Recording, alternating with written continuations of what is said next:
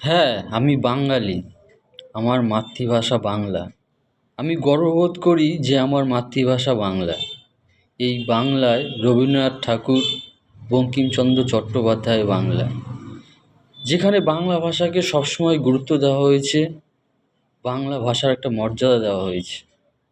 সেখানে দাঁড়িয়ে রাজনৈতিক স্বার্থ চরিতার্থ করার জন্য কিছু রাজনৈতিক দল এর একটা নোংরা রাজনীতি করছে, যার তীব্র ধিক্কার জানাই এবং নিন্দা জানাই।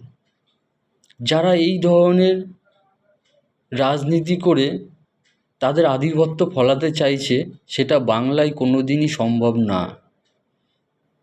বাংলা বাঙালির একটা আবেগ, একটা ঐতিহ্য, একটা সংস্কৃতির জায়গা।